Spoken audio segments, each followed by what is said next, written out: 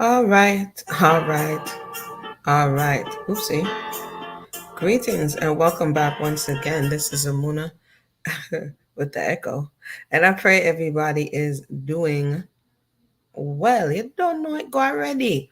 Hope you are having a beautiful day, afternoon, evening, morning, whichever you may be tuning in from. Big up yourself. And yeah, let's go ahead and get into this. This is about part 7. Like I said, we taking it a little bit at a time, right? This is don't forget to like, subscribe, and share. I've been slacking on the like, subscribe, and share. So don't forget to like, subscribe, and share. Let me know if you can hear me in the comments. You don't know? Let me know if you can hear me. I thought this thing was on and ready to go. Yep. So let's go ahead and get into number 7, right? At first, the book, like I said, for those who've missed it, we are on episode 7, and it kind of went a little fast. And then it was real traumatic at the beginning, and then the story kind of sucked me in. So we keep reading it to get the value out of this story. And this is the life of Priscilla Gibson, which was Priscilla Gibson is Tyrese's mother. And we're on the 7th chapter, and we can see, good morning, Queenie. Welcome to the conversation. She has been through a lot. And so recently, Pookie came home with another woman. He married her when he went to basic training. And Priscilla ran away because she thought she was going to marry Pookie. She was heartbroken. I'm just giving you guys the rundown. So she runs back to her abusive mother because, well, she's 15 and she has nowhere else to go. She already knew it wasn't the best fit, but she, emotionally, she left the house.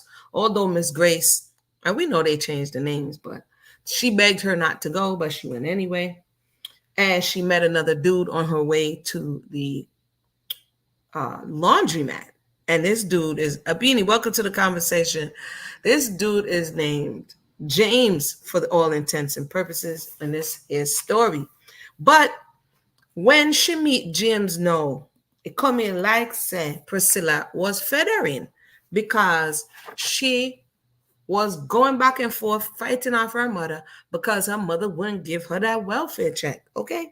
And she needed it for the baby. So she came up with a plan. She intercepted the check, and Mom Dukes was not too pleased, right?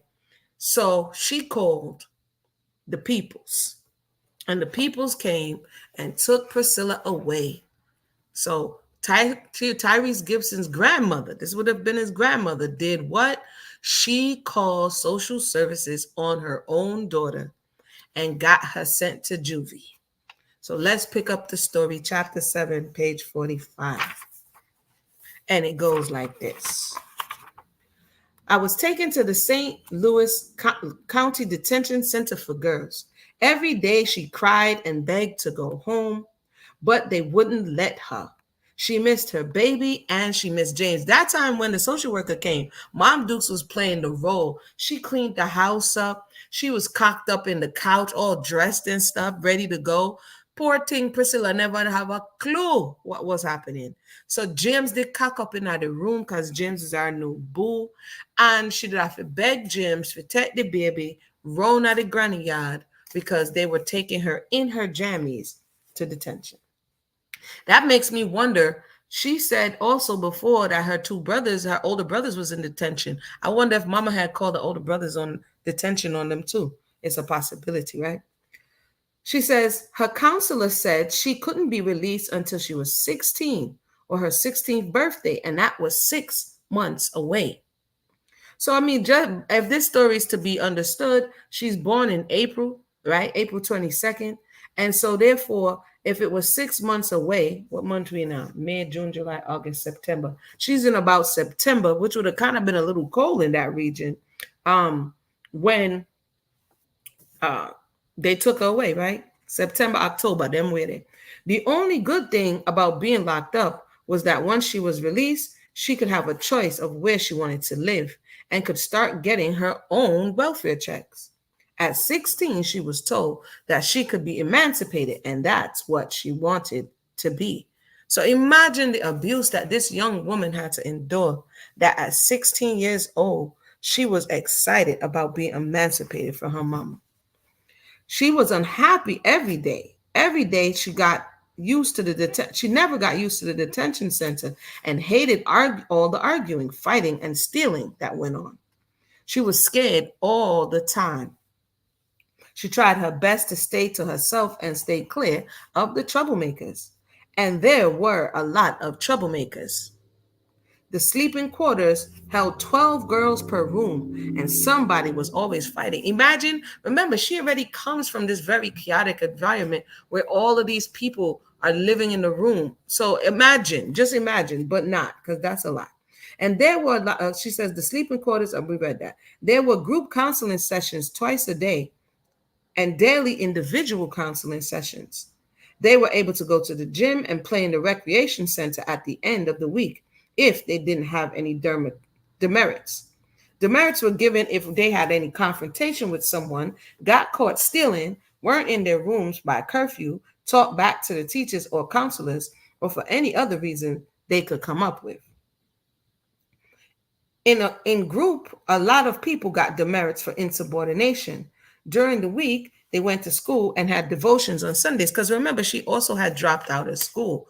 So, to a certain degree, it kept her away from the bottle, but it also gave her more reason to stress.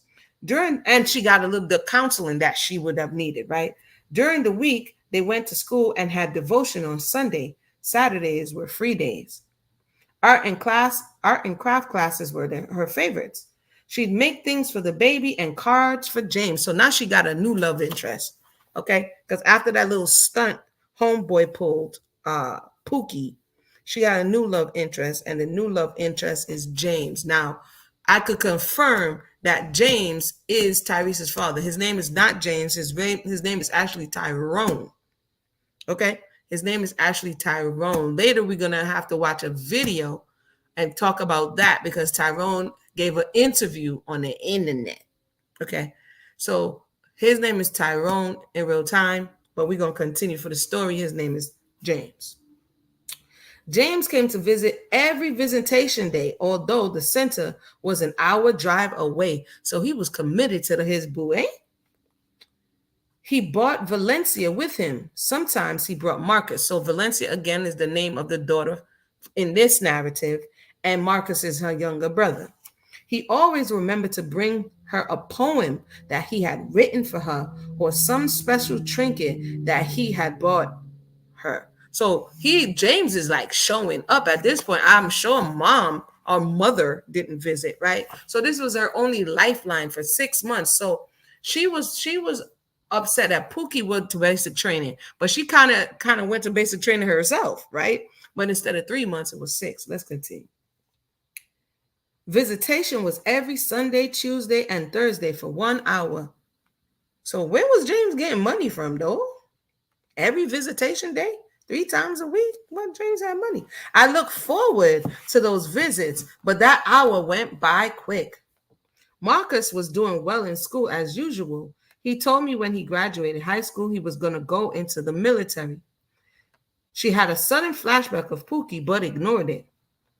James said he was still looking for a musician job, but wasn't having any luck so far. He said every now and then he would make a little money playing a gig at a party, but nothing big. So remember, James' daddy, it was a pastor or bishop or something. And James, he didn't want to play in the church, although that's where he was playing. He wanted that secular. And at this time, the 70s, you had all of these, Aretha Franklin and Patti LaBelle, all of these people who started out in the church. Marvin Gaye started out in the church, interesting church, but started out in the church nonetheless, and they made their way into the secular space. So James or Tyrone was looking for his bus in this way, right? Where we at?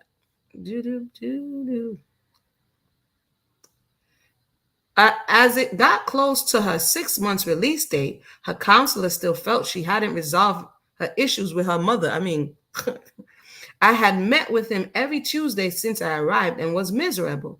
I didn't want to be there and never wanted to open up and talk about anything. I just wanted to go home to a new home, not my old home. Why do you feel you can't get along with your mother?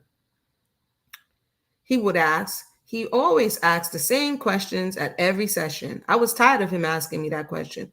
Mother had been the way she is for years. She wasn't going to change. She was so angry at her for sending her here that she didn't want to mention her name or even think about it. But again, it was the blessing in disguise, especially if you were able to go on your own after leaving there. Uh, I don't know, was my usual answer, always sounding annoyed whenever I answered. One day I finally answered his question. This particular day, her heart was heavy. She started talking as soon as she entered the office. He looked surprised. He sat down in his chair and listened. He must have been like, Buckside, you finally ready? I mean, how difficult is it to explain that you were abandoned by your father and your mother is a psycho? You know what I mean? It's kind of difficult, especially for a 15-year-old with a baby who was heartbroken by Pookie. Last night, she dreamt about the time mother tried to M her in the bathtub, and that was the opening scene to the book. Crazy. She was only a little kid. Why would she do that? The dream started her thinking about a lot of other things that mother had done to her. Aren't mothers supposed to love you? Her mother doesn't love her. Why? Why does she hate me? She said. So tears rolled down her cheeks. She has always hated her. I think it's because she blames me for her dad leaving. I don't know. She's done lots of terrible things to her, things that are hard for her to forgive for. She looked at her counselor with tears welled up in her eyes. I've tried everything to make her love me. She just won't. So remember, she was trying to cook, she was trying to clean, she was trying to take care of them children, her brothers and sisters, the neighbors' kids, everybody up the block, mom dukes. So, and that's sometimes people don't understand when it comes on to parents. It's very difficult because she's trying to take it onto herself, wondering what many children do. What did I do?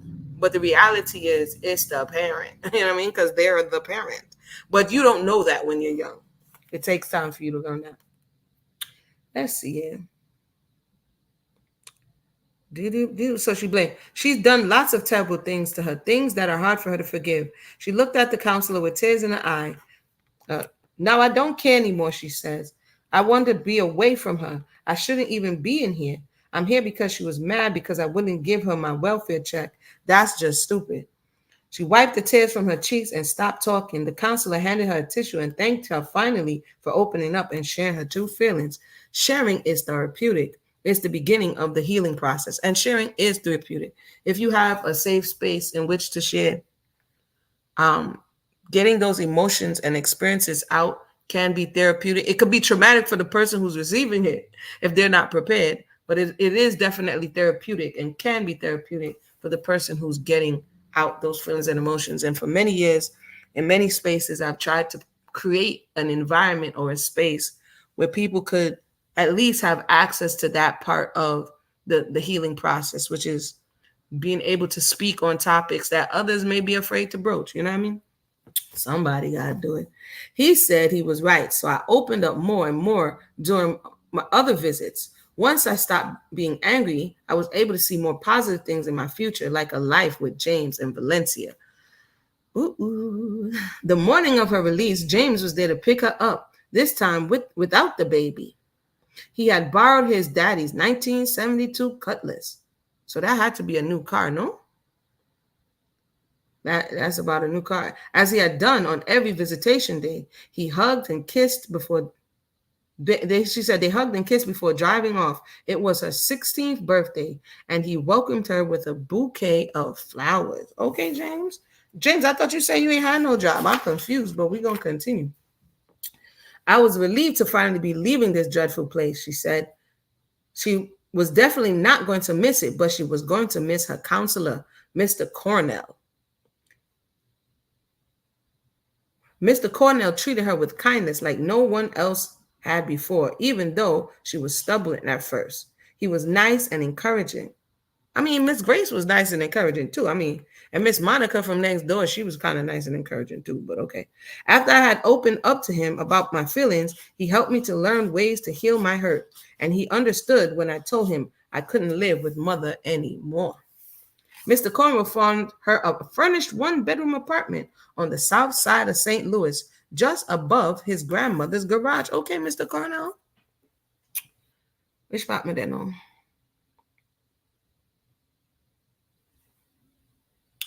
He also helped her to transfer her welfare out of her mother's name and into her name so that she could get her own checks and her own food stamps. And you know, mother, she was probably collecting that check and over there buying OD or Mad Dog 4040, whatever she was over there doing. She was over there drinking it up, okay? When she told James about what Mr. Carnell had done, he was happy for her. He hated the way mother gave her a hard time about the welfare check and the way she treated her. He told her that he was the reason he helped me out a lot financially because she wouldn't. So James is over here trying to tell her, I thought James did not have a job. Where is, unless James is still playing drums at the church. I don't know. James drove her to pick up Valencia from Mrs. Grace's house and then went to see the apartment. She loved it, and James did too. I bet he did. He decided to move in with me. I bet James did, because James was already cocking up around the mother's house when the whole thing went down. So yeah, I could imagine James trying to move in to the new location. James, look at you. Let's continue. Uh-huh. After living together for 2 months, James asked me to marry him. Bam, bam. So she thinks that she never did go get married. 16-year-old, and she did have baby. And James said, hey, y'all want married? I love James, and we had a great relationship. That same day, they went to the courthouse to get married. They was about that life, eh? She found out that being emancipated doesn't mean you can get married at 16. She had to get mother's consent. Why trouble never set like rain? So she finally get out of the place, detention. She get her baby and know she have no jubby and she have to go back round. So sometimes we think we're running and we're running and we're running away. And some things you can't run away from yourself. Some things you have to face in order to get to the other side, right? So now she have to go back around that house. This angered me because I thought that since I was 16, I didn't need my mother for anything else. The clerk explained that she had to have a marriage authorization form filled out because in this case, she was a minor and it had to be signed by her mother before she could marry James. She hadn't seen mother since the day she had her locked up. She was locked up. She won't let me out. She waited a few days before deciding to go ask mother to sign the form. She thought she wasn't mad at her anymore. No, I thought I wasn't mad at her anymore. But the more I thought about having to see her, the angrier I got. She was sure mother knew she was out of the detention center, but when she saw her at the door, she acted like she was surprised. Guinea, Marcus interrupted as he ran and hugged her when he saw her through the screen door. I gave Marcus a big hug, noticing that he was much taller and that his voice was deeper. I small talk with him for a short time and then turned my attention to mother. Mother must say, I said, "Babe, where you do ya?" Me think we did lock you up. What an interesting mother. I didn't feel like mincing words with mother, and I already had somewhat of an attitude, so I got straight to the point. I handed her the marriage authorization form and told her that what I wanted her to do. She cussed and complained about my decision to marry James. Really, lady? Seriously? You never sent the girl back to school. You never helped her, but now you mad that she about to marry some dude. Like, how did you begin to care? Giving her all the reasons she didn't like him, as though I cared. She started complaining about her food stamps being cut, ma'am, and her welfare check being cut, and how it was all my fault. Ma'am, you were collecting money for a kid that wasn't even there. You got all my checks and food stamps for the entire 6 months that you had me put in the detention center. And you didn't do nothing for my baby, I screamed at her. I could feel my ears getting hot. I was getting so mad at her. I told you not to have that baby in the first place, mother yelled. You better sign the papers right now, I screamed. I ain't signing that paper. She didn't say it very nicely. Okay. Mother yelled back at me. I angrily turned to James and said, "Come on, let's go." And we headed for the door. Mother yelled out, "If you buy me a bottle of Mad Dog 2020 and a carton of Cool's 100s, then I'll sign that dang paper." Yo, if you didn't think homie could stoop any lower for a bottle of Mad Dog 2020 and a carton of Cool 100s, she was willing to sign the paper. Let me know what your thoughts on that. Y'all are kind of quiet. Like, what did she do now? What are your thoughts on that? That is crazy. What? I said, turning around to look at her with a frown on my face. "You heard me," Mother said, and repeated her demand. So let me repeat it. "If you buy me a bottle of Mad Dog 2020 and a carton of Cool 100s, then I'll sign your paper." James picked up Valencia and we walked out the door. Without discussing Mother's request, they went to the liquor store around the corner and bought Mother's liquor and cigarettes. Once they got back, she was happy to sign the paper. I snatched the paper out of her hand and turned to leave. "Don't come back," she yelled as we walked out the door. "Don't worry, I won't," I yelled back. On June 24th, 1973, James and her were married. That was the end of chapter 7. Let me know if y'all want me to read chapter 8 because, let me take a swig of water. I'm going to open up the mic real quick. If I don't see anybody come up, then I might read some of this chapter 8 because Mom Dukes is doing the most. Yeah, the mother sacrificed everybody for her habit, Queenie. She didn't care. And somebody being exposed from a child, a baby, a young adult to this much toxicity, when they meet other people, the people can't, unless they had that experience or that exposure, they can't necessarily understand. You know what I mean? James, to a certain degree, he was there in the space and he was able to understand to a certain degree what she was going through because he witnessed some of the atrocities, right? So to a certain degree, that was also a bit of a trauma bond. Dare I say, a trauma bond. Okay. Albini says, yes, please do chapter 8. So I will do chapter 8. So when we see today people having these experiences, again, I don't know how many times I could say it, and I don't know how many times I could say it's important to write it down because someone is going to come behind you and wonder, why am I thus? And you have the answer to that question.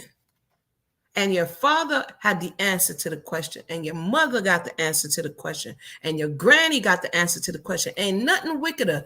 And that's word. I just made it up. Wickeder. Ain't nothing wickeder than somebody sitting knowing that they are one of the contributing factors to your suffering and pretending that all of what's happening is by your own doing. A wickedness that. Knowing that they set some things in motion unbeknownst to you that is having this effect on you and informing the decisions that you may be making in your life. In the same way, it can work on the other side. I said this the other day. I read an article where this girl grew up in a well-to-do family, but her grandmother passed, and she didn't know that the grandmother had named her as the benefactor.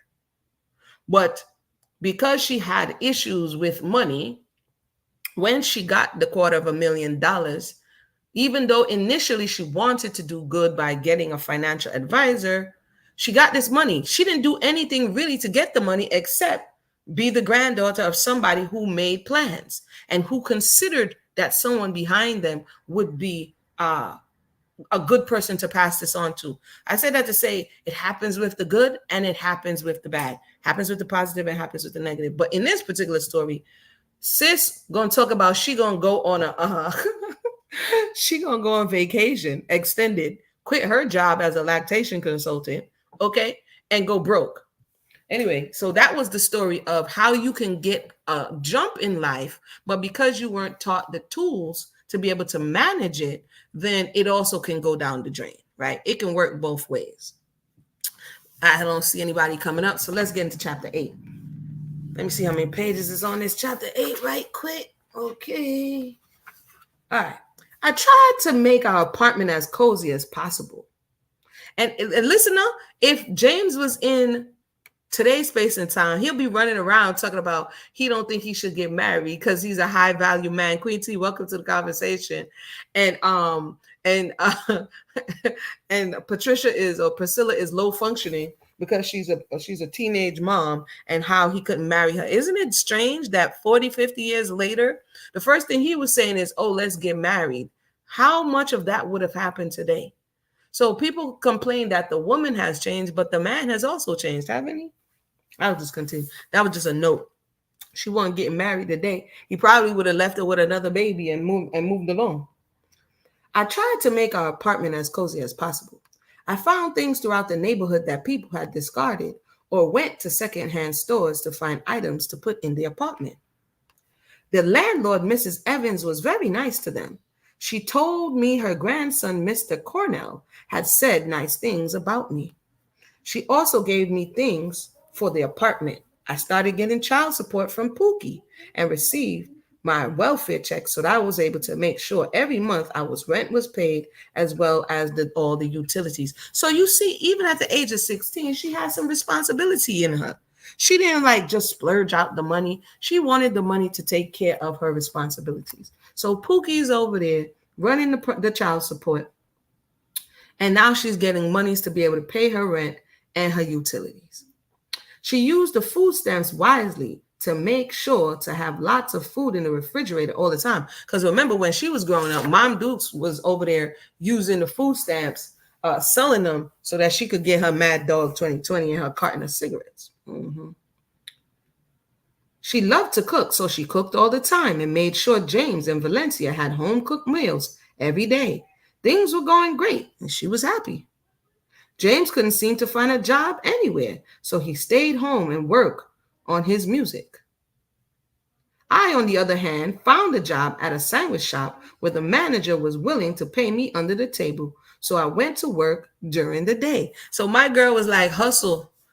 She was like, yo, because again, welfare limits. If you get in it to help you, you kind of get stuck. And she was kind of industrious in that way. And so she went and got a job. Okay. Miss Grace watched Valencia while I worked. James and I had all the things we needed, and being in love was the icing on the cake. But also for her timeline be short, so I don't know how long this love thing went for. Okay, I don't know how long it went for. Could have been 2 weeks, could have been a month, I don't know. One day I came home from work with Valencia to find the gas shut off in the apartment and James not home. What? So she just told us how great and lovely everything was. And now all of a sudden, remember, they live in cold climate. So the gas would be important. I didn't understand why it was cut off because I had given him the money to pay the bill last week.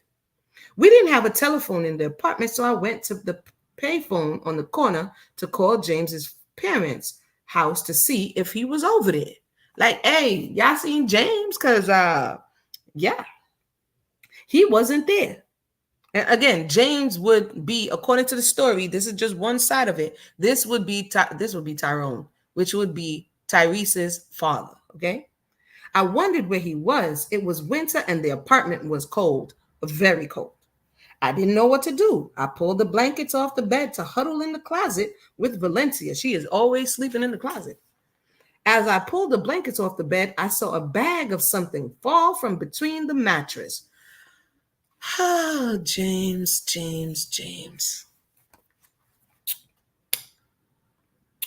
Where am I? I picked it up to look at it. It was a bag of pills, Yellow Jacks. I lifted the mattress and found more drugs, speed, acid, PCP, and angel dust. Oh, how many things that James said? This a church boy. James said can't find no job, but what James I get? How of them drugs you found? I had never seen these type of drugs before. So how you know what it was, sis?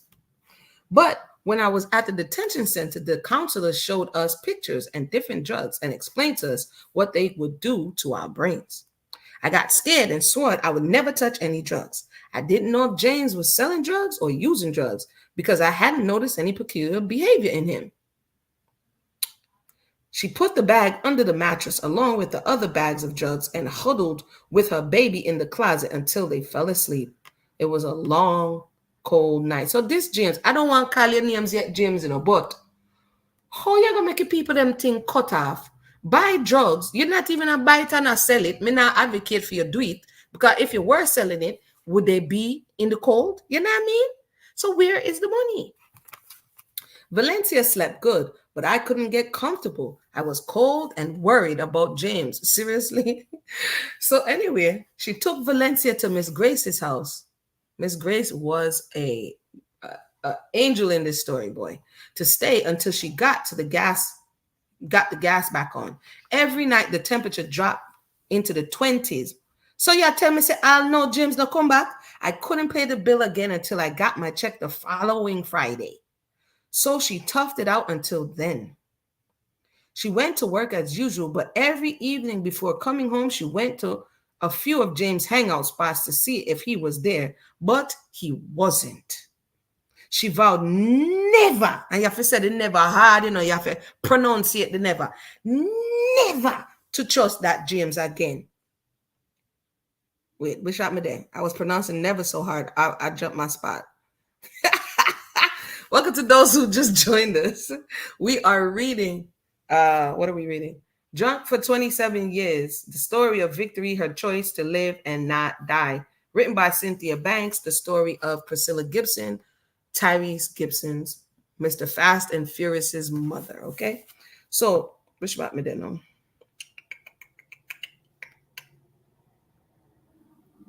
Which part did never go? Oh, yeah. I vowed never to trust James to pay the bills again, and this time I meant it. I stayed in the apartment 4 days without heat and without James. James, when I said this wicked, but it wicked. I didn't know where he was. Not only, I'm going to continue. James came home a week later. After the gas was turned back on. What was he doing? Peeping through the window? Like, yes, man, it looked like, say, she look warm in there, man. Look like, say, gas turned back on now. Make me go home. She was in the kitchen cooking when she heard keys rattling at the door. Then it opened. James walked in the house looking exhausted and dirty. She stood looking at him with her hands on her hips. He immediately went into an explanation, never telling her where he had been for the last 7 days. How you gonna leave her and the pitney in at the house, in at the cool, without heat? He spent the money and knew that she would be mad at him, so he didn't come home, he explained. I froze in this house, I yelled. I had to take Valencia to Miss Grace's house because it was too cold here for her. Why did you spend the money? Did you use the gas money to buy those drugs under the mattress? James looked surprised that she knew about the drugs. That's what I'm saying, James. We're not advocating for you to sell drugs. But if you were, you're really a bad salesman because, bruh, you didn't turn a profit. Get out the business, brother. We're not advocating, but what are we doing? No, he reluctantly answered. I was on my way to pay the gas bill. See, what happened was, but I stopped by the BBJ's Jazz Club and found out I didn't get the gig at the club that I expected. I got mad and flipped out.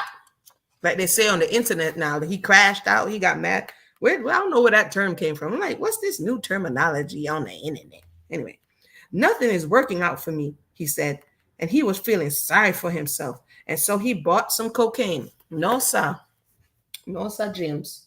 No, sir, James. No, sir, James. No, sir. Maybe you should have just get the little gig on at your father's church and play the music like you're supposed to play. No, you are look for jazz club gig. And because you never get it, you take your people their money and go smoke and go buy cocaine. I'm sorry, not smoke. I'm sorry, I won't do it again. I promise. Sir, you have a habit. We don't believe you. You need more people. It better not happen again, James, because we're not ready for why it shouldn't happen again. Put in the comment section why you think Priscilla said that it better not happen again. Anybody could think why Priscilla is adamant that James better not pull this stunt again. Let's get the comment section popping, y'all. Why do you think she said it? I'll give y'all 2 seconds. Don't forget to like and subscribe, share the video. You don't know if you're entertained by the reading sometime, we just have to read. Give the mind an opportunity to envision. The benefits of reading are great. It activates different centers in the brain than just sitting and watching television. I think I went over that at another time on this channel. Reading and listening to words being read activates different centers within our brain, keeps our brain healthy and engaged, right? And so when we're younger and we're little, they're like, yeah, the children love story time. They run and read. But when we get older, the thought is we don't have that anymore. And then when you grew up in places where people told stories, right? My grandparents would tell stories, and my family would tell stories. When me young, you see, you remember your granny would tell a story, and I would just sit there and listen. I just liked it. But let's see why. She will leave him. Tasha says. Queen T says she pregnant. Queenie says got to keep James around because she's preggo. And Abini says she's ready to leave. Let's see. It better not happen again, James. Y'all ready for who? Because she's preggo. She's pregnant, and they need all the money they can get, she said bluntly. She's pregnant. So for those who said she was pregnant, ding, ding, ding. Remember, though, she just turned 16. She just turned 16. James looked surprised. You pregnant? For real? He ran to me and gave me an extra tight hug. I'm going to be a real daddy. I'm sorry, James, were you a fake daddy before this moment? What in the world? He said with joy, not the real daddy. Let me continue. A few months later, James did the same thing again. Surprise, surprise. I need that meme. Surprise, surprise. We knew, James, because you seem to have a habit. We know you was about to try to pull that foolishness again. Okay? Anyway, a few months later, now knowing she's pregnant, he pulls it again. It's probably going to be in the springtime where it's not that cold. It says, I promised myself I wouldn't let James pay any more bills, but he convinced me otherwise. This time, the electricity got cut off. Just as before, James left them in the apartment for over a week with no lights. She bought candles to use until she was able to get her check to pay the bill. James's binges were driving her crazy. James is a bit irresponsible. James is a little bit irresponsible. She wished she had someone to talk to about him and decided to talk to his parents about his behavior. So she got an pastor no and the pastor wife. I met with James' mother and his grandmother, and I hoped they would tell me what to do about him. But even they couldn't shed any light on why James was acting the way he was acting. Girl, probably they could. But sometimes the parents and the grandparents and the family are the enablers. Them know there's something wrong with him. Them just know why you know there's something wrong with him. Anyway, feeling the need for family closeness, she tried to develop more of a relationship with them. She spent more time at their house, and Valencia and them went to church with them, but not as often. James' mother and grandmother were very spiritual people. They went to church all the time, to every church meeting, every church event, and anything else the church was having. Although James' father was a pastor of his own church, his mother and grandmother attended a different church on the other side of town. Isn't that curious? I did actually find James' pastor's father's church. I keep calling him James, but I think I took it down. He was the pastor, James, I'll tell you, of what church. And that's also interesting that his wife and his mother didn't go to that church. Hold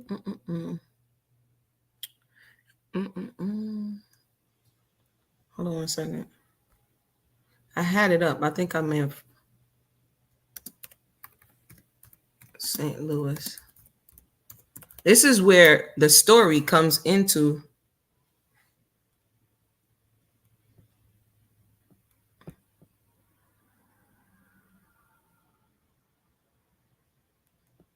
on. I gotta pull it up back again. Hold on. Do. Let me know your thoughts, Tyrone. I said his name was Tyrone, right?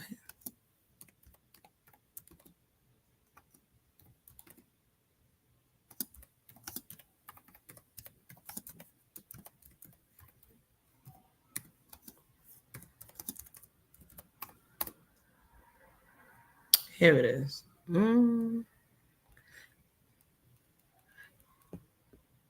Nope, that's not it. All right, oh, Bishop Ellis is his name. Bishop Willie James Ellis. So you saw what she did in this? She took the father's name. She took the father's name and she put the father's name as Tyrone's name. So his name is Bishop, and let's Bishop. So he was the father. Hold on 1 second.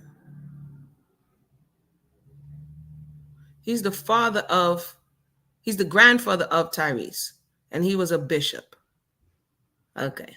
But we're going to go over that on another day. I'm not going to go. I don't know why. I just wanted to confirm his name. Bishop Willie James Ellis Jr. All right, so let's go.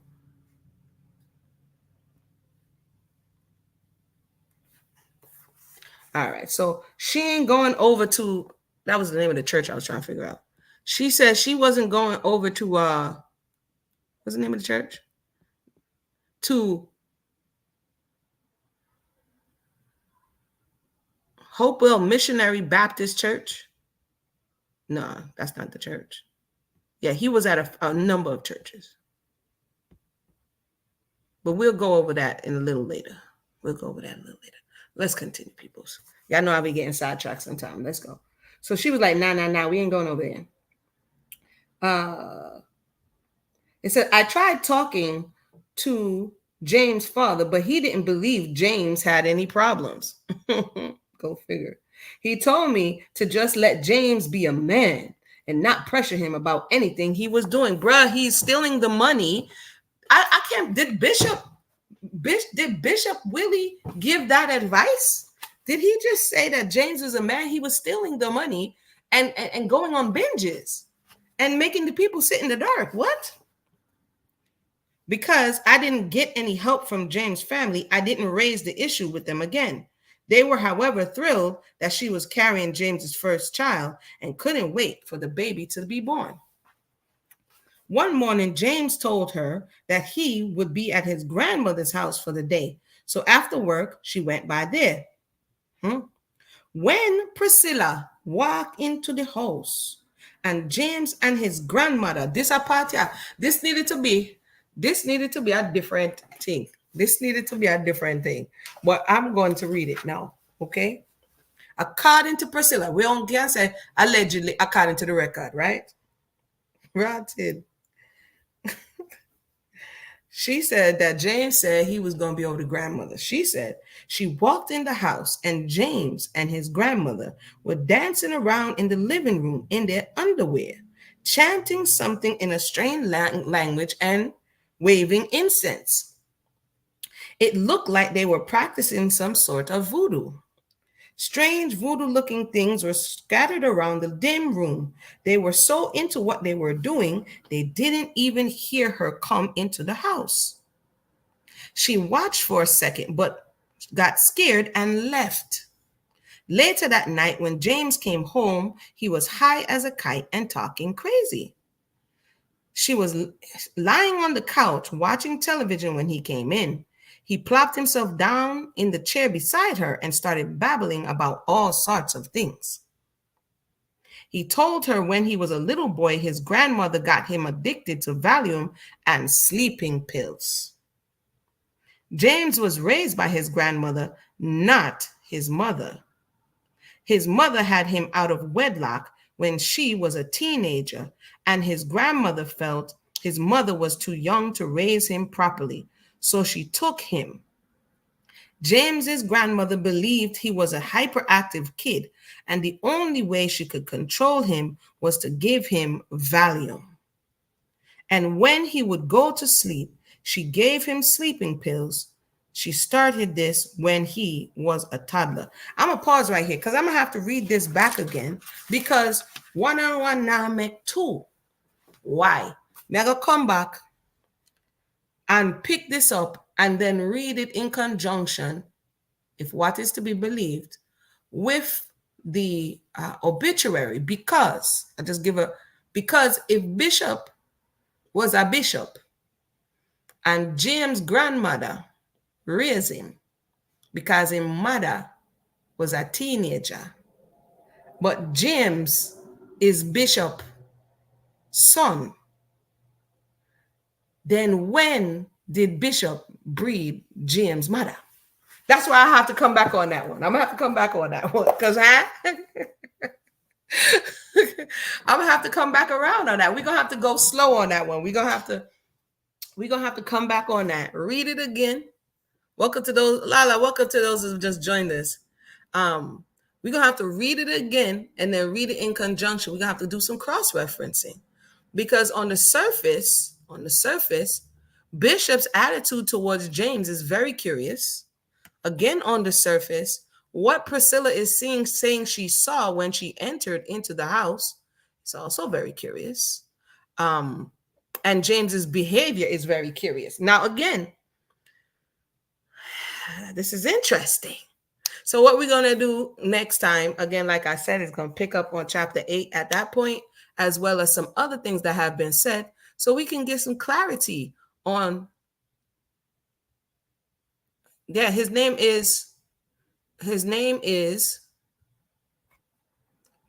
would be Ellis because Bishop Willie James Ellis. And it makes sense if his mother was a teenage mother, right? And Bishop Ellis was already married. He was already married. Y'all try to get me to go in there right now. Then that means that, especially back in the day, the child would have to get the name of his mother, his surname of the mother's family. So Gibson is seemingly, based on this account, the name of Tyrese's granny on his father's side. Because his name would have been Ellis, but Ellis was already married. Well, yes, indeed, growing up Jamaican, you missed some key parts. We're going to definitely have to unpack this one because it came on the tail end of this whole pregnancy conversation. She's pregnant again for the second time. Her mama sent her to juvie and she got emancipated at 16. Now she out, and her boo James, who she married for a bottle of Mad Dog and a pack of Cools, he's over there binging on cocaine and not paying the bills. Yeah. I put the link in the box if anybody would like to share their thoughts. And has this been, I didn't know this. I got sucked into this one, y'all. I have some other books that I'm supposed to be here reading, but this one kind of sucked me in. So here we are. You know what I mean? What you going to do? So the link is in the box. Let me know if you have any thoughts, any questions or comments. And then we're definitely going to come back and kind of backtrack a little bit and unpack this whole, this moment of what? How is that possible? And it kind of, it's good, isn't it? It plays out a little bit in Tyrese's relationship where he's marrying the women that he's marrying, but then things don't go well, right? And then he ends up in a similar situation that his mother ended up in. According to his narrative, he's trying to be the financially responsible one, and the mothers of the children are being financially irresponsible. And in this case, it would have been his father who would have been the financial irresponsible one. Just curious. Very curious stuff. All right, everybody.